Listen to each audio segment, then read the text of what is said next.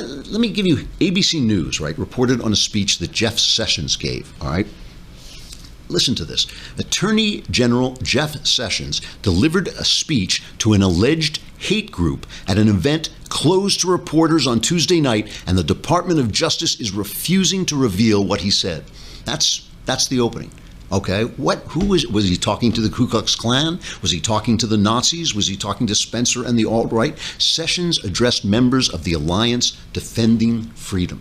Okay, this is a religious organization that defends people's religious rights, including the right of a baker not to bake a cake for a gay wedding if that is against his religion. That makes them designated an anti-LGBT hate group by the Southern Poverty Law Center, which is a hate group. It is a hate group that uses its list of hate groups to identify people, us, on the right, and call them hate groups. And then ABC reports on this. In other words, the kind of beliefs that people who believe in Christianity and Judaism have believed for thousands of years, and that people in the Muslim world believe in even harsher and nastier terms, these beliefs cause this to be a hate group, and Jeff Sessions is somehow mysteriously, doing something evil by talking to them. You want to see the comical version of this?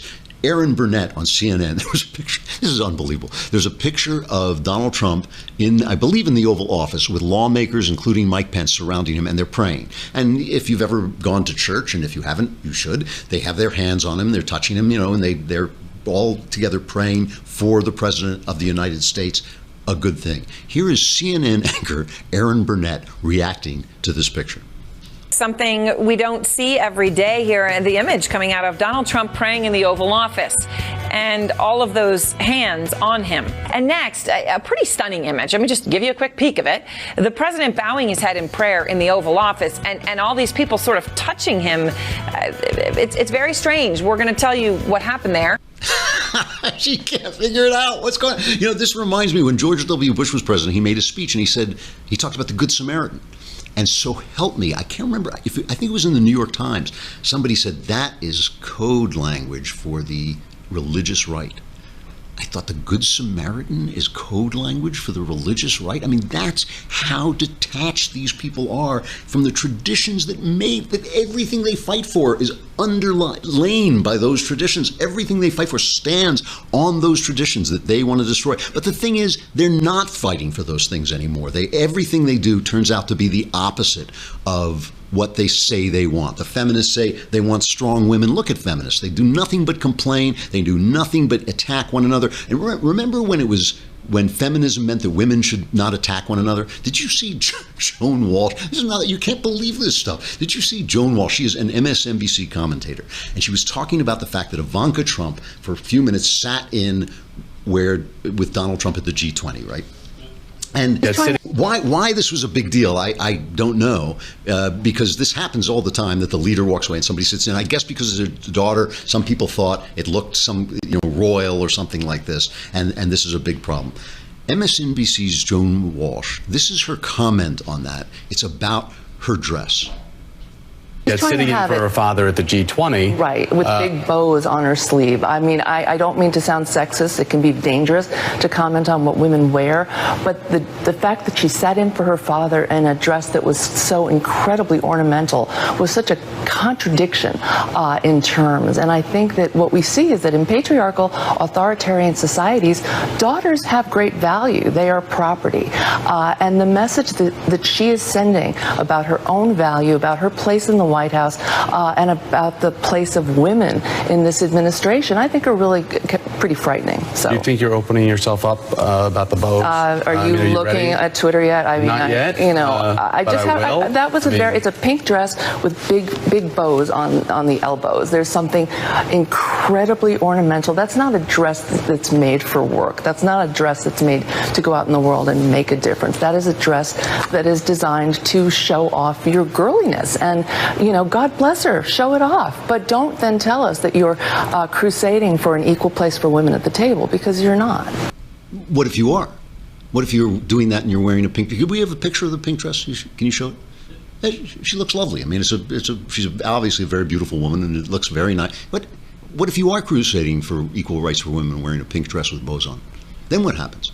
I mean, you know what? You probably get more of what you're looking for than if you showed up in a paper sack. Well, maybe a paper sack would be all right, but I mean, if you showed up looking like in one of Hillary Clinton's pantsuits, maybe you don't get as much. So maybe she's using what she's got. It's just insane. I mean, they become who they oppose. They always become who they oppose, and the way they do become that way is they accept the values of the people they oppose because they think those values are victorious. So in other words, they say, well, men have oppressed women, and therefore we accept men's values, but we can be just as good at being men as men are. And of course, you can't be just as good at men at being a man as a man is, any more than I can be as good at being a woman as a woman is. That doesn't make any sense whatsoever, but all it does is it turns, when you adopt people's values, when you adopt somebody's values, you get to their goals. Now you had her, that was the most sexy, I mean, I got to be honest. I feel like I am a sexist in the sense that I believe men and women are very different. If that makes me a sexist, I'm a sexist. I would never say something like that. I would never say something like that. A woman in a pink dress explaining to me what she wants out of government. What I would not be thinking is, pink dress. I would be thinking, what is she saying? What is she talking about? Does she have a point? That's what I would be thinking about. They become what they behold. Happens to the blacks. The blacks say, well, the white man oppressed us, so we're going to oppress him back. He oppressed us for being black, so we're going to oppress him for being white. So what happens? You go to a college and you have a dorm that's for black people. You have segregation. The left does that. The left becomes what it beholds. And that's why I am cautious in saying the Sean Connery line. Yes, if they come with a knife, come with a gun. If they put one of ours in the hospital, put them in the morgue. Fight back twice as hard. No question about it. But make sure you're fighting for what you want to win, right? Make sure you are not fighting for the same gangster values that they bring to us. We have to fight for our values. And look, Trump is a flawed guy. He is a flawed guy. I'm not, so I can't understand that. I know Austin is also perfect in jest. We're a room full of perfect people, but Trump is a flawed guy, and he's probably, I will say this, the law has been after this guy for 30 years, and they've never indicted him on anything, so I kind of assume that he may play a little bit, color outside the lines a little bit, but I kind of assume that he's never, really done anything terrible, or they would have gotten him. They've been after him for a long time, but he is a flawed guy. He has a temper. He gets petty. He has these feuds. But so far, he's fighting the right fight. He's fighting the fight for Western civilization. And if he is a flawed spokesman for it, at least he's a spokesman against those people. And he makes a good point. He was talking to Pat Robertson the other day, and he was talking about Russia. And he makes the point that after all this smoke is cleared, this Donald Trump Jr. nothing smoke is cleared, who is it who is a more dangerous adversary to Vladimir Putin? Let's hear it.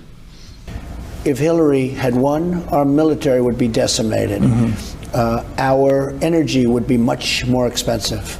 That's what Putin doesn't like about me. And that's why I say, why would he want me? Because from day one, I wanted a strong military. He doesn't want to see that. And from day one, I want fracking and everything else to get energy prices low and to create tremendous energy. We're going to be self-supporting. We just about are now. We're going to be exporting energy. He doesn't want that. He would like Hillary, where she wants to have windmills. Okay, he would much rather have that because energy prices will go up, and Russia, as you know, relies very much on energy. So there are many things that I do that are the exact opposite of what he would want. So when I keep hearing about that he would have rather had Trump, I think probably not, because when I want a strong military, you know, she wouldn't have spent the money on the military, but when I want a strong military, when I want tremendous energy, we're opening up coal, we're opening up natural gas, we're opening up fracking, all the things that he would hate, but nobody ever mentions that.